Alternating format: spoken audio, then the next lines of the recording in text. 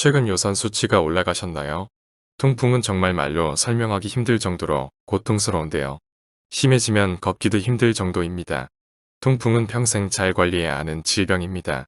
그런데 어떻게 해야 할지 막막하시다고요? 오늘은 통풍에 좋은 음식과 나쁜 음식을 소개하고요. 더불어 좋은 생활 습관도 소개합니다. 통풍은 쉽게 말해 요산이 축적되어 생기는 병인데요. 배출되지 못한 요산이 관절 주변에 쌓입니다. 요산 결정은 날카로운데요. 우리 몸의 연골이나 힘줄 등 조직에 염증을 만듭니다. 찌를 듯한 고통이 수반된다고 합니다. 보통 40대 이상의 남성의 엄지발가락에 흔히 발병합니다. 날카로운 요산 결정은 힘줄이나 연골 등 주변 조직에 염증을 일으키는데요. 요산 수치가 올라가면 신장에 요산 결석이 생길 수도 있습니다. 그럼 통풍에는 어떤 증상이 있을까요? 통풍의 증상은 다양한데요. 부딪힌 적도 없는데 엄지발가락 통증이 생기면 의심해야 합니다. 발꿈치나 팔꿈치 등에도 통증이 발생한다고 하는데요. 모세혈관 확장으로 인해 관절이 빨갛게 부어오르고요. 참기 힘든 통증이 찾아옵니다. 통증은 흔히 건강검진으로 의심해 볼 수 있습니다. 건강검진의 요산 수치를 확인할 수 있는데요. 혈중 요산 정상 범위는 7mg/dl입니다. 남자는 요산 수치가 7.5mg, dl 이상일 때 의심할 수 있고요. 여성은 5.8g dl 이상일 때 의심할 수 있습니다. 그럼 통풍 진단은 정확히 어떻게 할까요? 주사기로 관절액을 뽑아 광학 현미경으로 관찰한다고 합니다. 요산 결정체는 바늘 모양으로 생겼는데요. 그것을 확인한다고 합니다.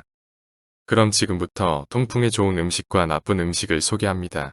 퓨린 함량이 적은 단백질 섭취가 중요합니다. 단백질은 우리 몸의 필수 영양소입니다. 근육과 뼈 손실을 막기 위해 꼭 섭취해야 하는데요. 계란과 치즈는 대표적으로 퓨린 함량이 적습니다. 콩 종류와 두부도 추천합니다. 김이나 미역 같은 해조류도 좋습니다. 통풍이 있으시다면 야채는 무조건적으로 많이 드셔야 합니다. 야채는 소변을 알칼리성으로 만드는데요. 배출에 도움을 줍니다. 특히 양파가 좋은데요. 양파 속 퀘르세틴 성분은 요산 수치를 낮추는 효과가 있습니다. 샐러리 씨앗, 블랙체리 주소도 통풍에 좋은 효과로 알려졌습니다. 요산은 물에 잘 녹지 않는데요. 샐러리 씨 성분은 요산을 수용성으로 변화시킵니다. 그래서 소변으로 쉽게 배출되도록 돕습니다. 체리를 섭취하면 요산 수치가 내려가는데 도움을 주는데요.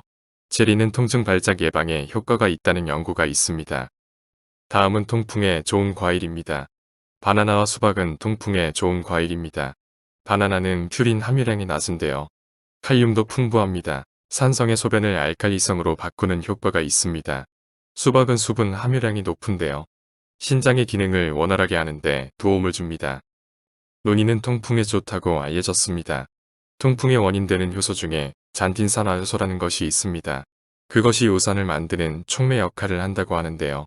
논이는 그것을 낮춰주는 효과가 있다고 합니다. 그럼 통풍에 안 좋은 음식 무엇이 있을까요? 우선 과일 주스는 피해야 합니다. 과일 주스는 단맛을 내기 위해 과당을 사용합니다. 과당은 요산을 높게 만듭니다. 야채 중에서 시금치는 퓨린 함량이 높은데요. 소량만 섭취하는 것이 좋습니다. 통풍은 정말 단백질을 주의해야 합니다. 단백질이 많은 음식은 피해야 하는데요. 내장이나 등 푸른 생선은 피해야 합니다. 오징어와 갑각류도 피해야 합니다. 소고기 같은 붉은색 고기 자주 섭취하는 습관은 좋지 않습니다. 참치나 참치캔에도 퓨린이 많이 함량되어 있는데요. 음식 섭취의 주의를 통해 통풍 예방하시길 바랍니다. 다음은 주의사항입니다. 통풍은 음식만으로 해결되지는 않습니다. 요산 배출을 위해 평소 물을 많이 마셔야 합니다. 운동도 필수인데요. 통풍은 대사증후군과 관련이 높다고 하는데요. 세포대사량이 다른 사람보다 많으면 요산이 많이 생성될 수 있다고 합니다.